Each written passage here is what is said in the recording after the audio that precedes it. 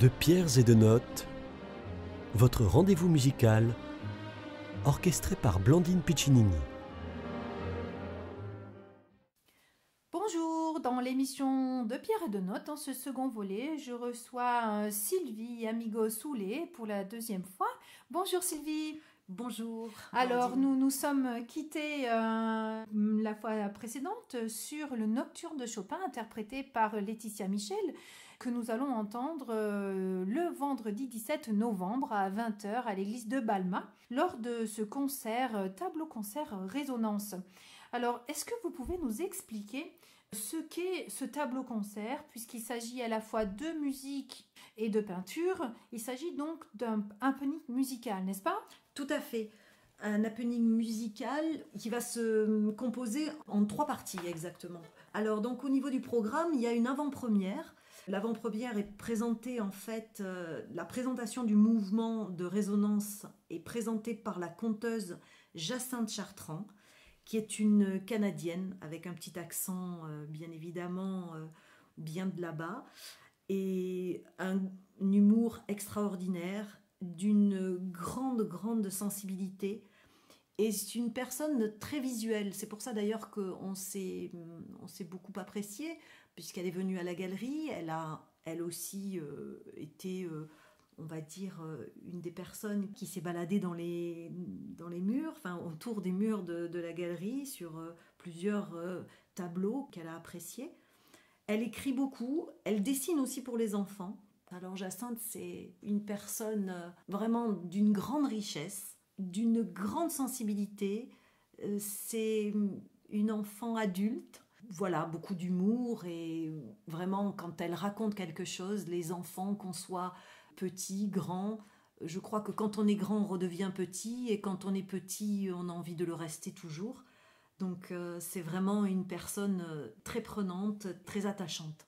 Elle aime bien en fait dialoguer, faire participer les gens, ou comment cela se passe-t-il en fait? Alors là, pour la présentation du mouvement, la plupart du temps en fait elle fait des improvisations. Elle écrit son texte, ou du moins elle prépare son texte. Comment elle fait ça, je ne sais pas. Ça c'est son petit mystère à elle.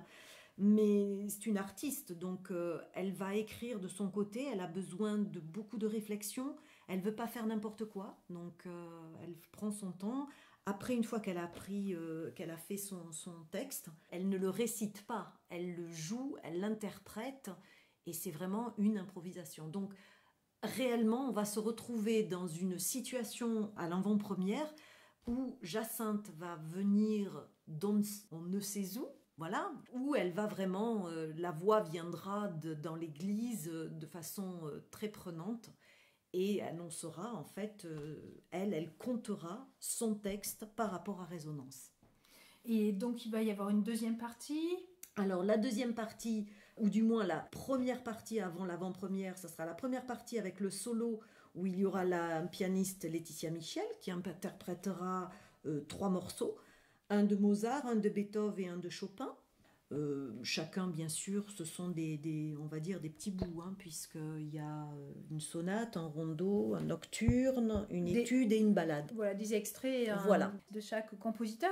Laetitia, elle vient de Marseille, puis elle a fait le conservatoire à Toulouse. Voilà, tout à fait. Et c'est une personne... Alors moi, je ne peux parler de ces artistes-là, tout du moins, en tout cas, de ceux qui sont des musiciens, où je ne suis pas du tout...